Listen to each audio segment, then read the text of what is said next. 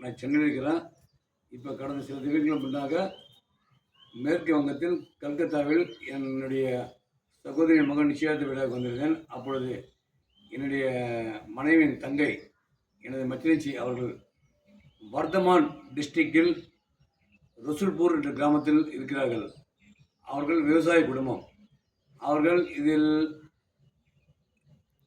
நெற்பயிரிடுகிறார்கள் மற்றும் உருளைக்கிழங்கு பல வகையான காய்களும் பயிரிட்டு வருகின்றன. நான் இதை பார்த்தபோது இல்லத்திலே எனக்கு அசந்து விட்டேன். பின்புறம் நீங்கள் பார்ப்பது மேற்கு வங்காளம் வங்காள பாஷை சொல்வது தானேர் மொராய் என்று கூறுவார்கள். அதை நம் தமிழில் கூற வேண்டால் நெல் மணிகளை பாதுகாத்து வைக்கக்கூடிய ஒரு அறையாக உருவாக்கப்பட்டுள்ளது பிரத்யேகமாக. அதற்கென்று இதனுடைய சிறப்பு அம்சம் என்னவென்றால், இதனுள் அந்த நெற்களை பாதுகாத்து வைத்தால் அது ரொம்பவும் ஒரு நல்ல முறையில் பராமரிக்கப்படும். நெல்மணிகள் கெட்டு போகாது, பூச்சிகள் அண்டாது, ரொம்ப பாதுகாப்பான முறையில் இருக்காங்க. மேற்கு வங்கத்தில் உள்ள மக்கள் இந்த முறையை கையாளுகிறார்கள்.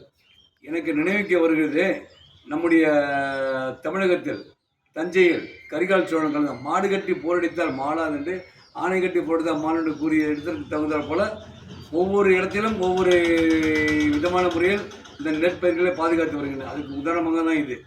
இதில் உள்ள நெற்மணி பயிர்கள் எத்தனை நாட்களானாலும் கெடாமல் இருக்கும். ஓரளவுக்கு ஒரு 6 மாதமும் ஒரு கடமையும் கெடாமல் இருக்கும்.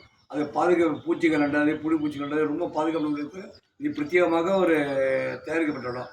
இதோ இருக்கிறது இந்த கலவை. ஏர் உழுவதற்கு ஏற்றது. இந்த கலவையானது இதை இப்படி எடுத்துக்கொண்டு இந்த இடத்தில் நீளமாக கட்டியை வைத்து கட்டிவிட்டு 2 மாடுகளை பூட்டி விடுவார்கள். இப்படி இருந்தால் இதை பாருங்கள் நீங்கள்.